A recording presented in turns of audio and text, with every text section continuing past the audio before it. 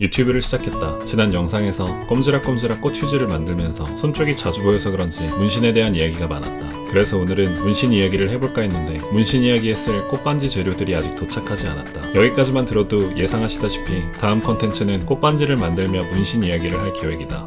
구독자님, 저는 이게 떡밥이나 어글바고 생각하지 않아요. 저는 다음에 꼭 이 컨텐츠 할 거거든요. 너는 계획이 다 있구나.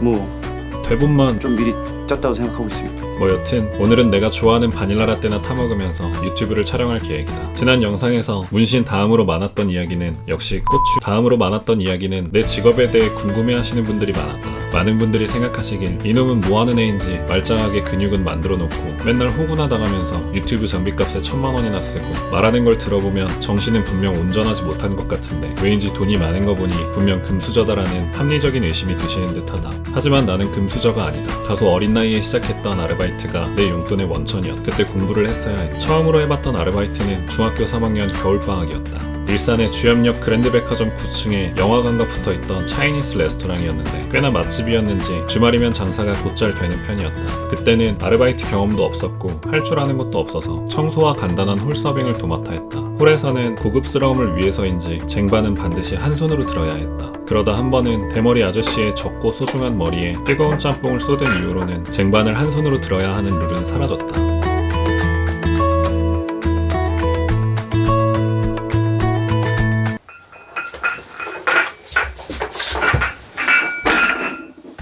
그리고 고등학교 1학년 때는 일산 라페스타라는 곳에 삼겹살집에서 일했다. 레드와인 숙성 삼겹살을 하는 집이었는데 같은 곳에 위치한 닭갈비 사장님이 새로 오픈한 가게였다. 삼겹살집에서 손님들이 나가시면 테이블을 치우고는 불판위에 남아있던 식은 삼겹살들을 몰래 집어먹는 게 그렇게 꿀맛이었다. 식은 삼겹살은 간장 소스보단 칠리 소스가 더 잘 어울린다. 뭐 여튼 어느 날 삼겹살집에 비해 손님이 더 많은 닭갈비집에 파견을 나갔다. 그제야 비로소 나는 철판볶음밥 기술의 천부적인 재능을 발견했다. 그 시절 우리 가게의 철판볶음밥은 알바들 사이에 나름 승부욕이 생겨 누가 더 빨리 복날을 대결하곤 했다. 가끔 욕심부려서 볶음밥을 신나게 볶고 맛있게 드세요 하며 손님 쪽으로 고개를 들면 손님들이 적당히 하라는 표정으로 옷에 묻은 밥풀을 떼고 있기 때문에 나름의 텐션 조절이 필요했다.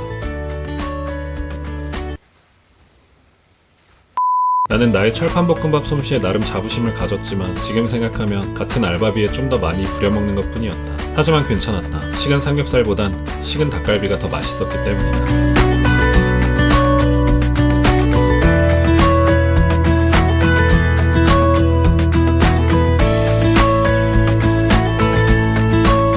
그러다 고등학교 2학년 때는 닭갈비집을 그만두고 친구가 일하는 주유소에서 따라 일했다. 가끔 휘발유 3만원 넣고 세차권 달라고 떼쓰는 손님들만 빼면 나름대로 시간도 잘 가고 그런대로 재밌었다. 여름엔 그늘에 앉아 손님을 기다릴 때면 친구는 심심하다며 그늘 밖으로 뛰쳐나가 중국 매비를 잡았다. 처음엔 정신병자라고 생각했지만 나도 몇 번 잡다 보니 의외로 재밌어서 자주 잡고 놀았다. 고등학교 3학년 때는 주유소를 그만두고 그제서야 처음으로 카페 알바를 시작하며 커피 업계에 발을 들였다. 하기 싫은 건 죽어도 안 하면서 하고 싶은 건 뭐든 일단 도전해보는 시기였다. 나는 어려서부터 미래에 대한 걱정이 참 많았다. 고생하시는 어머님을 모시고 좋은 삶을 살고 싶은 욕심은 큰데 어린 나이에 아르바이트를 시작하며 시급 3,700원의 현실을 알아가면 알아갈수록 나에게 세상이 너무나 어렵고 막연했던 시기가 아니었나 생각한다. 지금에 와서 생각해보면 어린 시절 굳이 그렇게 겁먹을 필요가 있었나 싶다. 그래도 그나마 가장 잘했다고 생각하는 건 역시 적성에 안 맞는 건 빨리 그만두고 새로운 길을 찾아 나서는 걸 배웠고 멋모르고 부딪혀본 여러 경험들이 아닐까 싶다. 사골국은 꾸준히 오래 끓여야 맛이 좋지만 그건 사골국이지 인생이 아니다. 꾸준함을 강요하는 건 운 좋게 자리 잡은 고인물들의 오만이다.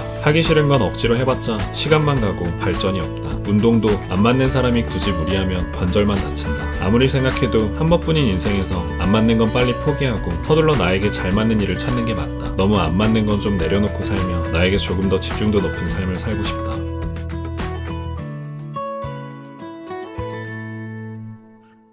구독자분들과의 원활한 소통을 위해서 지난 영상의 댓글을 읽어보겠습니다.